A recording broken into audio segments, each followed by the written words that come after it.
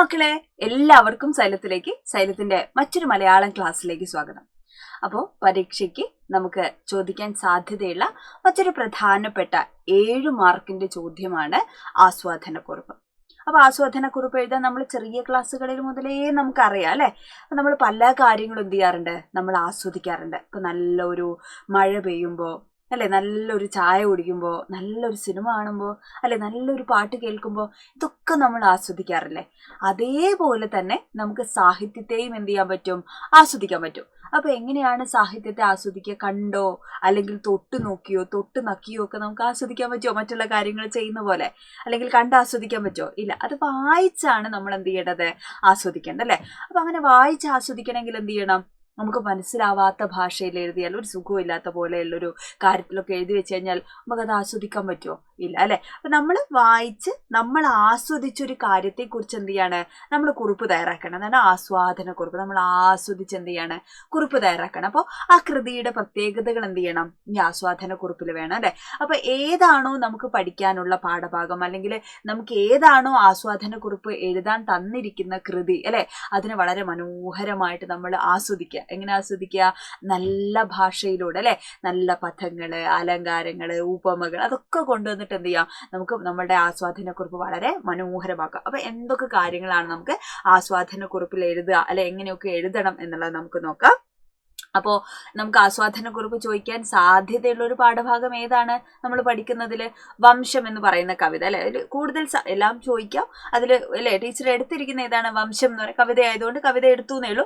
ഇനി തഥാഗത ചോദിക്കില്ല എന്നോ അല്ലെങ്കിൽ ദയ ചോദിക്കില്ല എന്നോ ഒന്നും അല്ല അതിന്റെ അർത്ഥം അല്ലെ. കുറച്ചുകൂടെ എന്താണ് സാധ്യതയുള്ളത്, വംശമായിരിക്കാം അല്ലെ. അതുകൊണ്ട് ടീച്ചർ വംശം കവിത ആയതുകൊണ്ട് എടുത്തു എന്നേ ഉള്ളൂ കേട്ടോ, മറ്റൊന്നും ചോദിക്കില്ല എന്നല്ല കേട്ടോ അതിന്റെ അർത്ഥം. അപ്പൊ വംശം എന്ന് പറയുന്ന കവിതയിൽ പാതകത്തിന്മേൽ തെറിച്ച തേങ്ങാത്തരി പൂവുപോൽ കൊമ്പുകളിൽ എടുത്തുയർത്തി, ഈ വരികളിൽ തെളിയുന്ന കാവ്യഭംഗി വ്യക്തമാക്കുക. അതേപോലുള്ള എന്താണ് വരികൾ കണ്ടെത്തി വംശം എന്ന് പറയുന്ന കവിതയ്ക്ക് ആസ്വാദനക്കുറിപ്പ് തയ്യാറാക്കാനാണ്.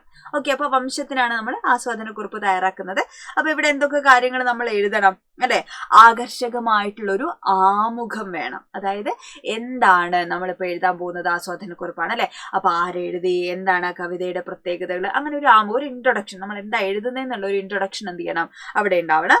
ആശയ അവതരണം. അപ്പൊ നമ്മൾ ഏത് പാഠഭാഗമാണോ അല്ലെങ്കിൽ ഏത് കൃതിയാണോ നമുക്ക് ആസ്വാദനക്കുറിപ്പ് എഴുതാൻ തരുന്നത്, ആ കൃതിയെ കുറിച്ചുള്ള വളരെ ഡീറ്റെയിൽ ആയിട്ട് എന്ത് ചെയ്യണം, അതിനുള്ള ആശയം എന്താ പറഞ്ഞിരിക്കുന്നത് എന്നുള്ളത് ലൈൻ ബൈ ലൈനായിട്ട് വരികൾ വിശദീകരിച്ച് എഴുതണമെന്നില്ല, എങ്കിലും അതിന്റെ മൊത്തത്തിലുള്ള ഒരു ആശയം എന്താണ്, ഏത് കൃതിയാണെങ്കിലും. ഇനി നമുക്ക് പാഠപുസ്തകത്തിൽ അല്ലാത്ത പുറത്തുള്ള ഒരു കൃതിയാണ് നമുക്ക് ആസ്വാദനക്കുറിപ്പ് തയ്യാറാക്കാൻ തരുന്നതെങ്കിലും അത് ചോദ്യത്തിലുണ്ടാവുമല്ലോ. അപ്പൊ അതെന്ത് ചെയ്യണം, നിർബന്ധമായിട്ട് നമ്മൾ വായിച്ച് മനസ്സിലാക്കണം. ഓക്കെ, എന്നിട്ട് അതിന്റെ ആശയം എന്ത് ചെയ്യണം, ആസ്വാദനക്കുറിപ്പിൽ എഴുതണം.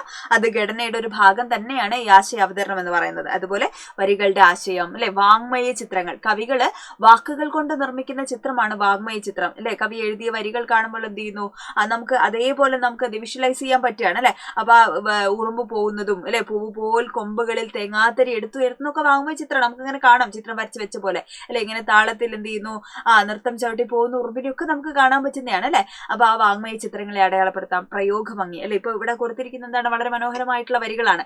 ആ വരികൾ തന്നെ കോട്ട് ചെയ്തിട്ട് നമുക്ക് എഴുതാം അല്ലെ.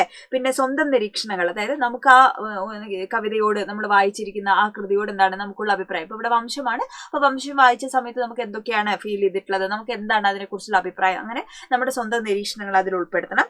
കാലിക പ്രസക്തി എന്ന് പറഞ്ഞു കഴിഞ്ഞാൽ സമകാലിക പ്രസക്തി, പുതിയ കാലത്ത് അത് എത്രത്തോളം പ്രസക്തമാണ് എന്നുള്ള ഒരു ചോദ്യമാണ്. ഓക്കെ, അപ്പൊ എത്രത്തോളം പ്രസക്താണ്. അപ്പൊ നമ്മൾ എന്താണ്, ഉറുമ്പുകള് അല്ലെ എല്ലാ സമയത്തും എന്ത് ചെയ്യണോ, എപ്പോഴും അധ്വാനിച്ചുകൊണ്ടിരിക്കുന്ന ആളുകളാണ് അല്ലെ, എപ്പോഴും ഓടി നടന്നുകൊണ്ടിരിക്കുന്ന ആളുകളാണ്, വളരെ സൗഹാർദ്ദപരമായിട്ട് അല്ലെ, അവരുടെ സഹോദര സ്നേഹം അല്ലെ, നാളത്തേക്ക് കരുതി വെക്കുന്ന ശീലമുള്ള, അങ്ങനെ ഒരുപാട് കാര്യങ്ങൾ നമുക്ക് ഉറുമ്പുകളെ മാതൃകയാക്കാനുണ്ട്. ഉറുമ്പുകളിൽ നിന്ന് നമ്മൾ പഠിക്കാനുണ്ട് അല്ലെ, ഒരുപാട് സ്കിൽസ് നമുക്ക് പഠിക്കാനുണ്ട് അല്ലെ. അപ്പൊ അതൊക്കെ എന്താണ്, പുതിയ കാലത്ത് എന്താണ്, പുതിയ തലമുറയിൽ നിന്ന് ഇല്ലാണ്ടായി പോകുന്ന സഹോദരത്തെക്കുറിച്ചും സൗഹൃദ മനോഭാവത്തെക്കുറിച്ചും കൂട്ടായ്മയെക്കുറിച്ചും ഒന്നിച്ച് നിന്ന് കഴിഞ്ഞാൽ നമുക്ക് പലതും, ഉറുമ്പുകൾ ഒരിക്കലും അതിനിപ്പോൾ വെയിറ്റ് ഉള്ള ഒരു സാധനമാണെങ്കിൽ പോയിട്ട് ഒരുപാട് ആൾക്കാരെ വിളിച്ചുകൊണ്ട് വരും ഉറുമ്പുകളെ, എന്നിട്ട് അവർ ഒന്നിച്ചാണ് എന്ത് ചെയ്യുന്നത്, ആ സാധനം എടുക്കുന്നതും ഉയർത്തുന്നതും ഒക്കെ നമ്മൾ കാണുന്നത്. അപ്പൊ അങ്ങനെ ഭയങ്കര രസമുള്ള ഒരു എന്താ പറയാ, കാര്യങ്ങൾ മാതൃകയാക്കേണ്ട കുറേ കാര്യങ്ങൾ ഉറുമ്പുകളിൽ നിന്ന് എന്താണ് നമുക്ക് പഠിക്കേണ്ടതുണ്ട്. ലാസ്റ്റത്തെ ഒരു പാരഗ്രാഫിൽ നമ്മൾ എന്ത് എഴുതണം? ഉപസംഹാരം അല്ലെങ്കിൽ കൺക്ലൂഷൻ, അല്ലെ, നിഗമനമാണ്. അതായത് നമുക്ക് ആ കവിത വായിച്ച് നമുക്ക് ഉണ്ടായിട്ടുള്ള അഭിപ്രായങ്ങളും അല്ലെ ആ കവിതയെക്കുറിച്ചുള്ള അഭിപ്രായങ്ങളും എന്താണ് ആ കവിത എന്നുള്ളതും ആ ആസ്വാദനക്കുറിപ്പിന്റെ ഉപസംഹാരമാണ് എന്ത് ചെയ്യേണ്ടത്? ലാസ്റ്റ് പാരഗ്രാഫിൽ നമ്മൾ എഴുതേണ്ടത്.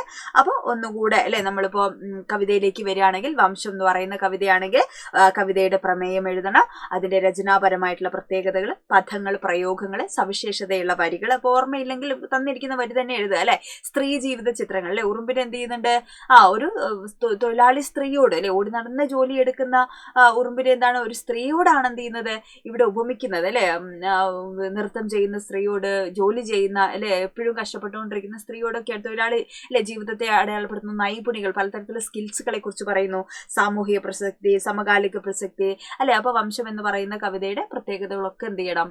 ആസ്വാദനക്കുറിപ്പിൽ നമ്മൾ എഴുതണം. അപ്പോൾ ഇത്രയും എഴുതി കഴിഞ്ഞാൽ എന്തായി?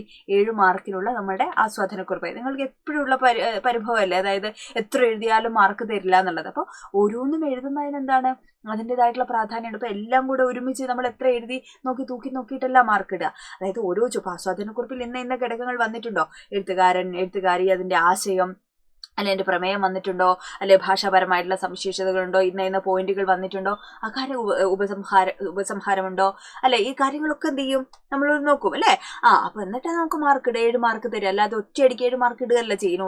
ഓരോന്നിനും mark നോക്കിപ്പോ 1 mark, 1/2 mark, 1 mark.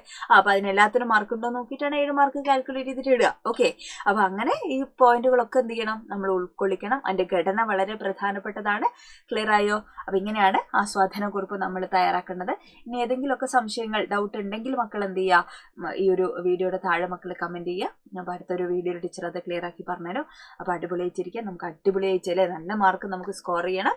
Okay. അപ്പൊ എല്ലാവരും ഉഷാറായിട്ടിരിക്കുക കേട്ടോ. Bye bye.